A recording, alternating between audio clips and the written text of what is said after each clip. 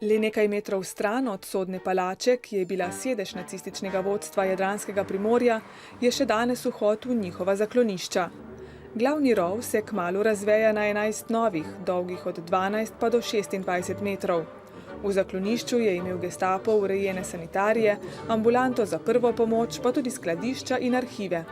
Kaj natančno se je tu dogajalo, še danes nihče ne ve, saj so vanj lahko vstopili le Nemci. Sta di fatto che l'elettricista che cambiava le lampadine della ditta, Luigi Presel, aveva l'ordine di non raccontare quello che succedeva qui dentro.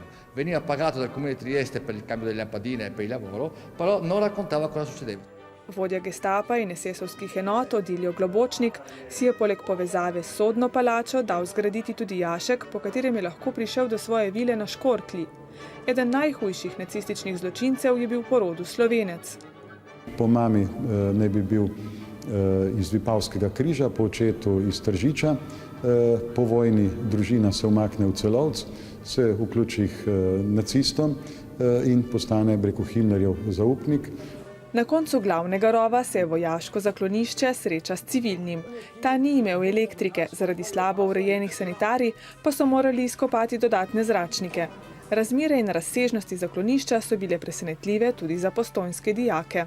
Najbolj me je presenetil sam prostor. Jaz sem pričakoval, da bo malo manjši, ne? Sicer za takšno količino ljudi, ki je tle se zadrževala, je verjetno bil premajhen. V spominu mi bo verjetno ostalo predvsem to, da je med vojno imela vojska predvsem veliko prednost. Civilisti so imeli zelo manj higiene, manj prostora. Zaklonišče za civiliste je popolnoma drugačno od vojaškega. Tla so blatna in mokra, stene neometane in skoznje še danes pronica voda. Ta ustvarja za znanost zanimive kapnike. Tudi merijo tukaj rast teh kapnikov in poprečno rastejo 5 cm na leto. Tudi samo dno zaklonišča je zasigalo, tako da imamo dejansko celo dno prekrito s sigovimi oziroma kapniškimi ponvicami. Kljub slabi opremljenosti zaklonišč pa so ta življenje rešila veliki večini prebivalcev.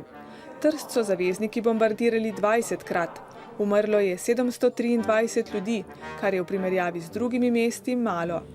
10. junija bo minilo natanko 70 let od prvega bombardiranja. V spomin na tragične dogodke bo v Malem Berlinu na ogled posebna razstava in predstavitev knjige. Quello che soffriva la popolazione civile quando bombardava, la gente che entrava qui dentro con la sua valigetta, col seggiolino per sedersi, altrimenti rimaneva in piedi, poi con le angosce di sapere se la casa era rimasta in piedi quando usciva. Il bombardamento distruggeva tutto, distruggeva la casa, perdevano tutto, possedevano quello che avevano addosso o quello che portavano nella piccola valigia. V čas negotovosti, strahu in boja za preživetje se lahko s člani alpinističnega društva povrnete vsak zadnji petek v mesecu in tako ohranite spomin na temne plati naše zgodovine.